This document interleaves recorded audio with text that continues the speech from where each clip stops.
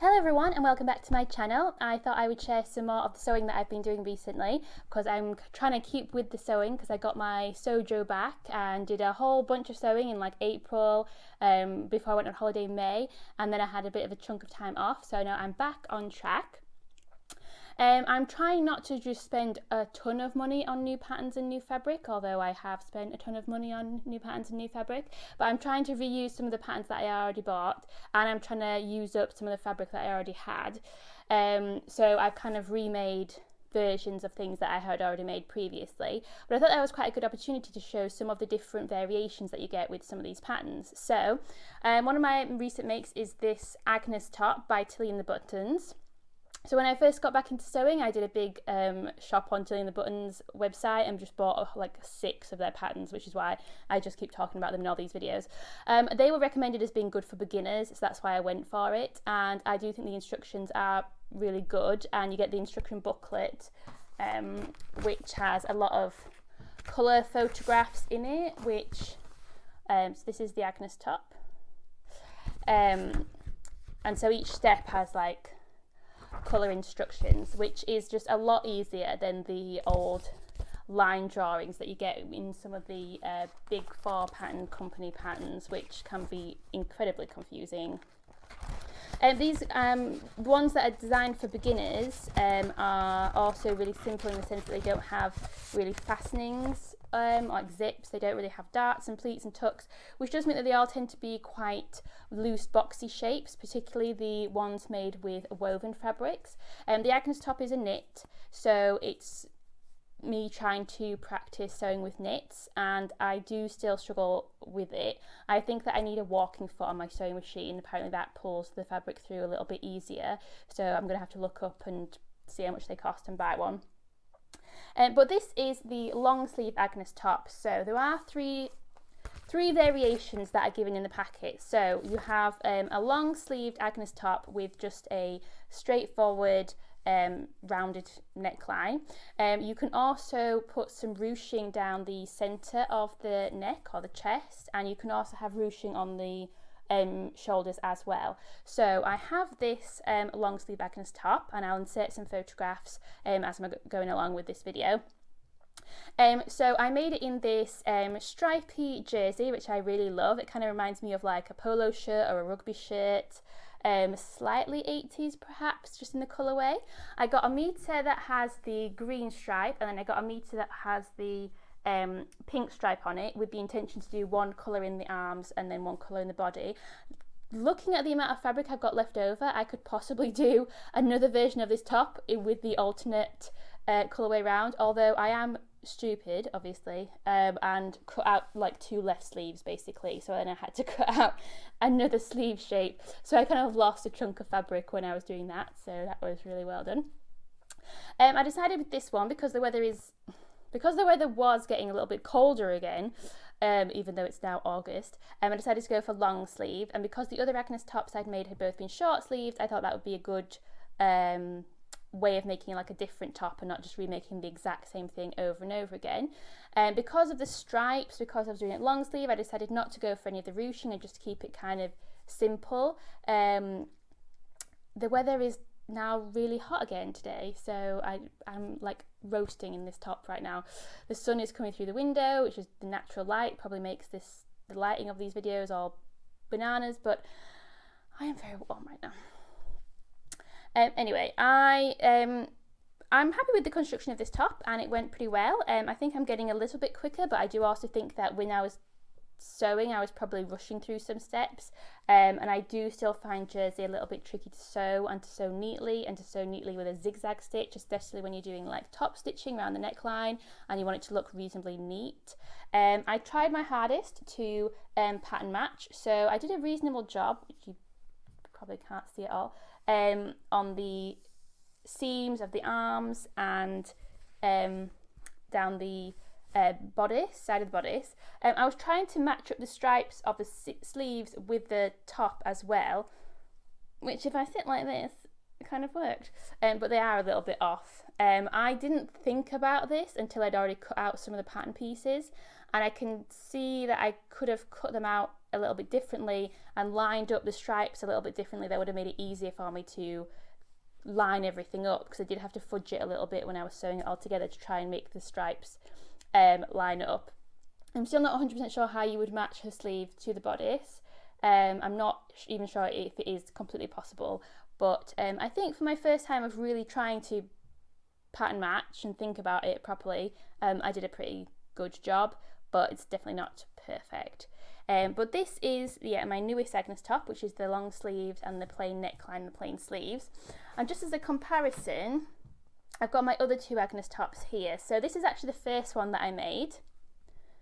And you can see the fabric is very different. It's kind of autumnal colours, I suppose, yellow and browns. It's floral, it's very like some old lady curtains, and I love that about it. But it is quite different from this stripy number.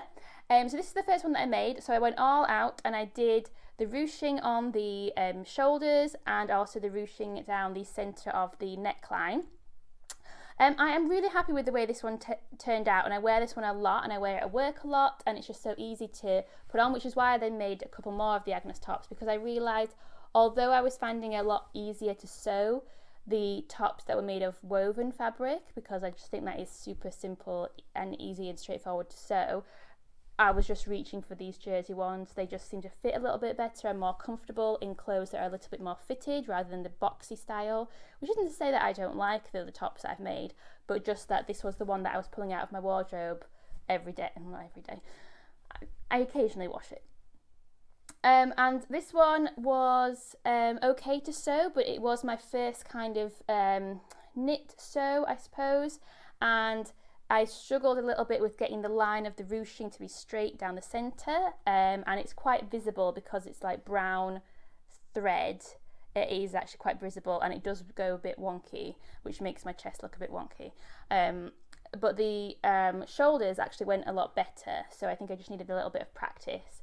But because of that, it kind of put me off doing it again on this top and on the other one that I made, because I thought it would be too visible. I think if you just had a plain colour fabric, so if this was just a black top and you did it in black thread, because it wouldn't be as visible if you went a little bit askew, then it wouldn't be that big of a deal. So it was just because I couldn't really think of a colour, because this is obviously different colours. I couldn't think of a colour that I could use that wouldn't be really obvious if it went wonky again, which it probably would.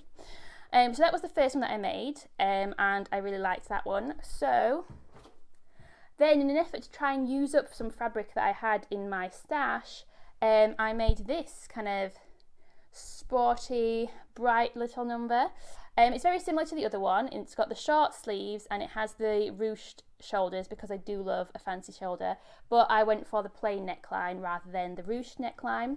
I didn't have enough of the stripy fabric to do the sleeves as well, so I did that in this orange, and I wasn't really sure it would go, and it does still look a bit mad, but I did the neckline in the orange as well, and I think that kind of pulled it together. I think if that had been in the stripy fabric, it just would have looked a bit odd, because the sleeves would have been orange and the neckline would have been stripy, but probably stripes in the opposite direction, a la like this one has the stripes going vertically, not horizontally around the neckline. So I think this one worked really well because of the orange neck, and this is another one that I've been wearing a lot recently. Yeah, it's a little bit brighter, it's a little bit sportier, I don't know, so I kind of struggled a little bit to pair it with things, because I've made loads of tops, but what I really need is bottoms.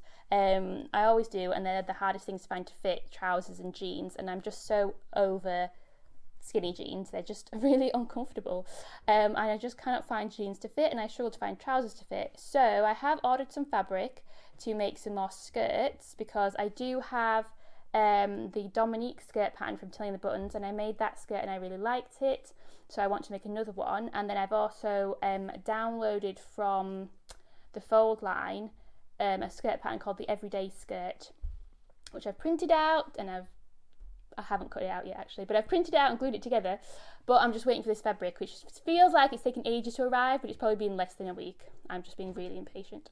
So once that arrives, I'll be able to make a couple of skirts, and then hopefully I'll be able to pair some of these tops with the skirts. But even as I'm saying that, the print of the fabric that I've bought for the skirts does not match any of these tops. I don't really strategically think about the fabric that I'm buying and try and like match up outfits. I don't do that when I'm shopping for ready to wear clothes, and I don't do it when I'm buying fabric to make clothes. Maybe I should. Anyway, I'm looking forward to the skirts arriving because, like I said, I'm just getting a wardrobe of nothing but tops at the moment.